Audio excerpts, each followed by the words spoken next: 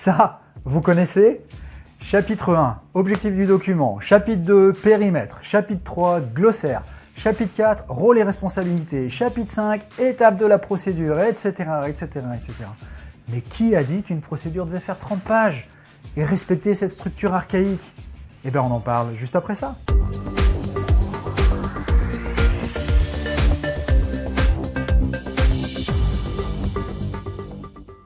Les procédures telles qu'on les connaît sont nées avec l'avènement de la norme ISO 9000 en 1987. C'est le fameux « je décris ce que je fais ce qui est décrit ». Et là, pour se faire certifier au regard de cette norme qualité, les entreprises ont commencé à écrire des procédures, de plus en plus de procédures, avec toujours plus de contenu. Les logiciels de gestion électronique de documents, ou GED, ont vu le jour pour gérer tous ces documents. Puis la norme ISO 9000-2000 est arrivée en commençant à parler de processus pour essayer de ranger tous ces contenus dans un ordre qui fait du sens.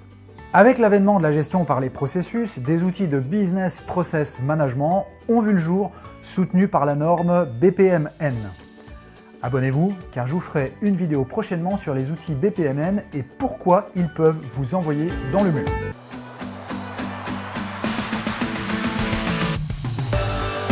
Le problème de fond avec tout ça, c'est qu'on ne fait qu'empiler des documents et encore des documents. Michel, une personne lambda qui prend son poste dans l'industrie pharmaceutique, se retrouve aujourd'hui avec 150 procédures à lire à son poste de travail. Et chaque procédure fait entre 15 et 50 pages. Michel a donc 4000 pages à lire environ pour apprendre à faire son job. Nous, chez Symfony, on pense qu'il est grand temps de changer tout ça. Et on pense qu'on peut le faire avec des procédures de 5 pages, en considérant que vous ayez encore besoin de procédures, ce qui n'est pas sûr. Voici donc 3 astuces pour faire des procédures de 5 pages.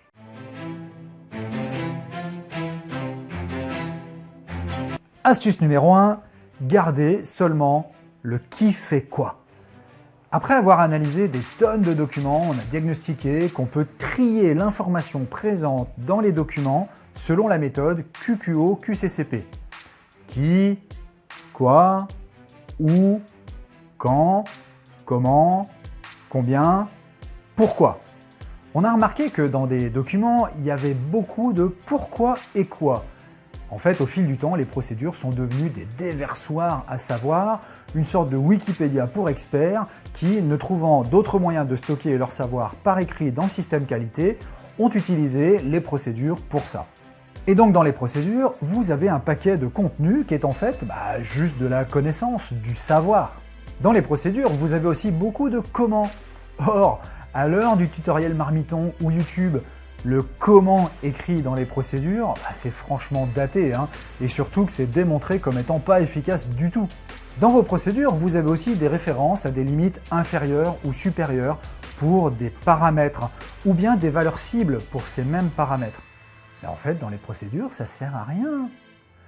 Mettez ces limites dans les dossiers de traçabilité, comme les dossiers de l'eau en pharma, et c'est OK. Et c'est d'autant mieux que Michel saura, au moment de faire l'activité, quelle est la valeur cible attendue. Donc virez aussi le combien. Je pourrais rentrer dans le détail sur le où et le quand, mais la vidéo ferait malheureusement 2 minutes de plus.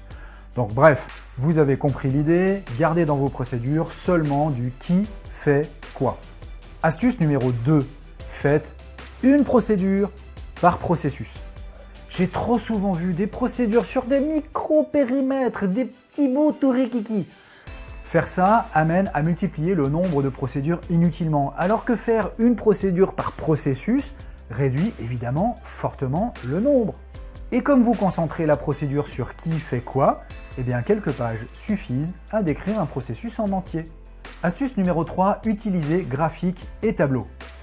Si une procédure c'est du qui fait quoi tout au long d'un processus, alors tout simplement, faites une procédure qui contient le flowchart du processus, avec les flowcharts détaillés s'il faut, et une table de responsabilité sous forme de tableau RACI. À ce propos, retrouvez la série sur les bonnes pratiques de RACI sur notre chaîne.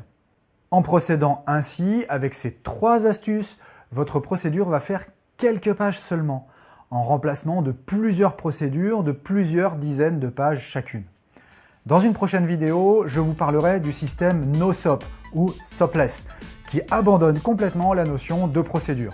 Dans la description, je vous mets un lien vers notre site web et notre formation gratuite à la simplification documentaire. Si vous avez aimé cette vidéo, alors mettez-moi un pouce bleu et partagez-la à vos équipes qui rédigent les procédures. Ils découvriront comme ça notre chaîne. Posez vos questions en commentaire et j'y répondrai. Cette vidéo est maintenant terminée, et bien je vous dis à bientôt pour la prochaine.